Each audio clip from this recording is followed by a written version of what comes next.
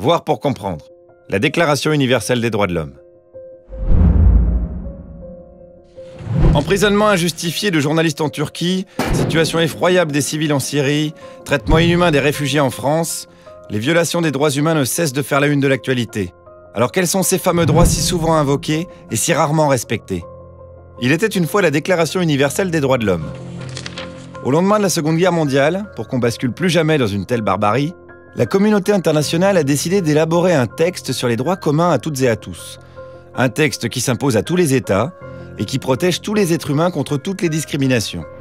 Un texte qui garantit le droit à la vie, à la dignité, à l'égalité, à la sécurité, à la santé, à la liberté d'expression et d'opinion, à l'éducation, à une justice équitable. C'est comme ça qu'au bout de 4 ans de travail acharné, le 10 décembre 1948, la Déclaration universelle des droits de l'homme était adoptée par les Nations unies.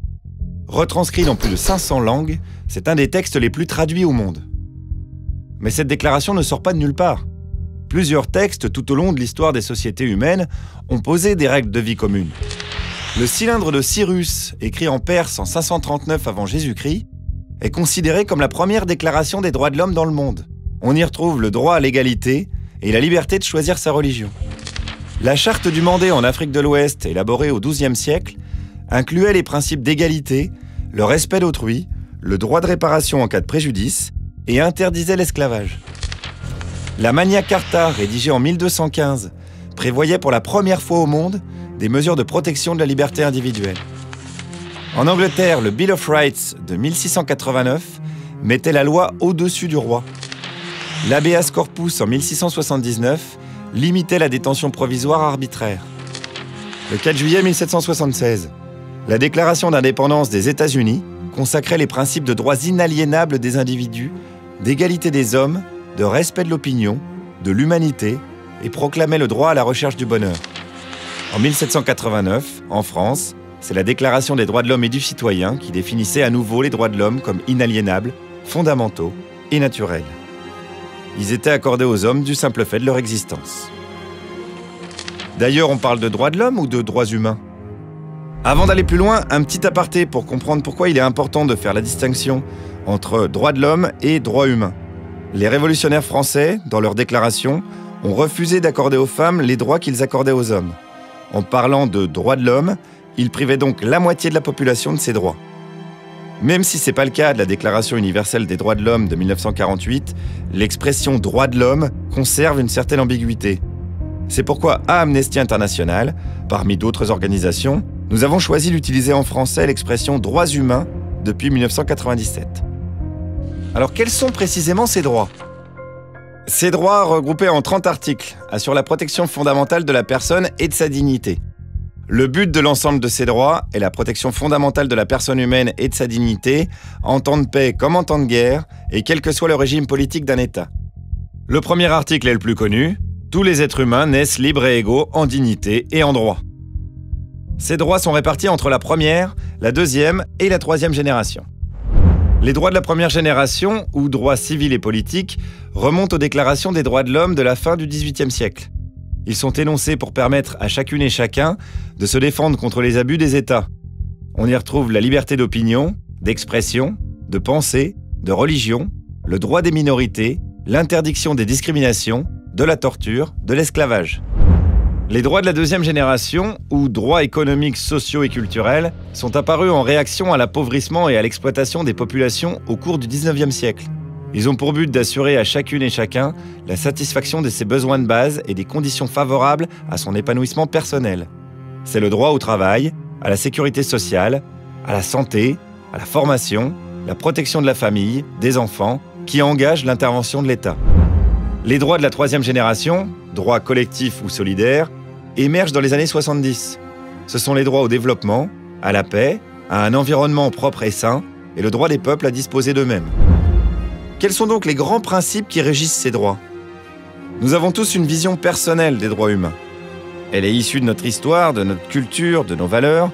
C'est pourquoi, pour que nous puissions jouir de nos droits fondamentaux, quel que soit l'endroit où nous vivons, d'où nous venons et qui que nous soyons, les droits humains sont universels, indivisibles et inaliénables. Universels. Ça signifie qu'il s'applique à tous les individus, partout dans le monde, sans limite de temps. Chacun peut faire valoir tous ses droits et toutes ses libertés proclamées, sans distinction aucune, notamment de race, de couleur, de sexe, de langue, de religion, d'opinion politique ou de toute autre opinion, d'origine nationale ou sociale, de fortune, de naissance ou de toute autre situation. Interdépendants, indivisibles et intimement liés. Ça signifie que tous les droits humains ont la même importance. Personne ne peut décider que certains droits sont plus importants que d'autres. Et l'atteinte à un droit a des répercussions négatives sur les autres droits. Prenons un exemple. Si t'as pas de maison, donc tu dors dans la rue, tu dors mal, t'as froid, tu risques de te faire agresser, tu tombes malade, si t'es un enfant, tu vas pas à l'école, si t'es un adulte, tu trouves pas de travail. Donc la violation du droit au logement entraîne celle du droit au repos, aux soins, à l'éducation, au travail et bien d'autres encore. Inaliénable ou inné.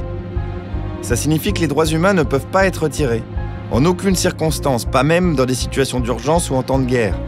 Ils sont inséparables de l'existence de l'homme qui les possède dès sa naissance, du simple fait d'être un être humain. Où en sommes-nous aujourd'hui ? On peut se réjouir. Au XXe siècle, de nombreux progrès ont été réalisés. La peine de mort est abolie dans un nombre croissant de pays, des instances internationales, comme la Cour pénale internationale, sont mises en place, le traité sur le commerce des armes permet un contrôle de plus en plus efficace, le mariage pour tous devient légal dans certains pays, et de plus en plus de gens ont conscience qu'il est impensable de vivre comme si ce qui se passe à l'autre bout du monde ne nous concernait pas.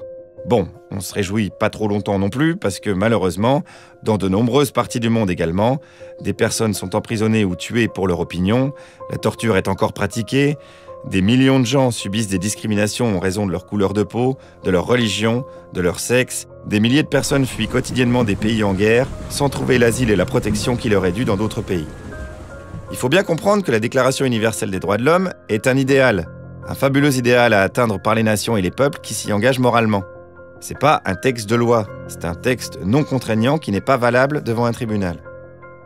Alors qu'est-ce qu'on peut faire pour que cet idéal devienne une réalité ?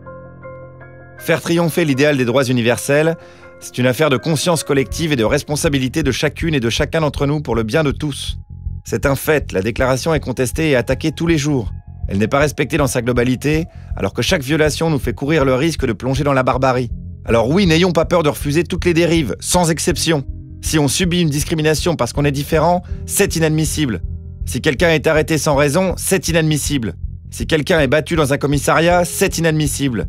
Si un enfant ne peut pas aller à l'école parce qu'il est rom, c'est inadmissible. Au niveau national, le rôle des États est bien entendu primordial. Ils doivent veiller à ce que toutes les personnes qui dépendent de leur juridiction bénéficient effectivement des droits garantis par le texte. Pour participer activement à l'application de cet idéal, beaucoup ont traduit ce texte international dans leur loi nationale. Cependant, il faut rester attentif car certains gouvernements, au nom de leur culture, ont adopté des lois nationales en contradiction avec des principes relevant de droits fondamentaux. Par exemple, les lois qui condamnent l'homosexualité. Parfois même, la déclaration sert d'excuse à des décisions qui la contredisent. C'est par exemple le cas de l'ouverture de la tristement célèbre prison de Guantanamo, ou plus globalement des lois dites antiterroristes. Pour faire front à la menace terroriste, de nombreux États n'hésitent pas à limiter des libertés fondamentales. Au niveau international, il est essentiel de traduire en justice les auteurs de violations des droits humains. Sans justice, la paix et le respect des droits fondamentaux sont impossibles. Tant que les auteurs de crimes font ce qu'ils veulent sans jamais être punis, des enfants continueront d'être recrutés pour faire la guerre, des femmes seront violées et maltraitées, des villages entiers continueront d'être pillés et saccagés. Et pour que les victimes obtiennent réparation, il faut que les préjudices causés soient reconnus par la justice. Il existe aussi de nombreuses conventions qui ont été signées pour compléter et renforcer la déclaration. Des textes à portée universelle et à valeur juridique qui permettent de protéger un groupe particulier de personnes, comme les femmes, les enfants ou les migrants, ou de pallier une situation particulière. Lutte contre la torture, discrimination raciale. Le chemin est encore long avant que cet idéal devienne une évidence. Chaque pas accompli, chaque victoire obtenue nous en rapproche. Chacun d'entre nous peut devenir un acteur essentiel de cette évolution. Pour cela, il suffit jour après jour de s'engager en revendiquant haut et fort la liberté d'expression, en manifestant ou en signant des pétitions, en partageant des informations, en refusant systématiquement toutes les discriminations. Comme le disait Kofi Annan, les droits de l'homme sont des droits que toute personne possède en tant qu'être humain. Nous sommes tous des êtres humains. Nous méritons tous les droits de l'homme. L'un ne va pas sans l'autre.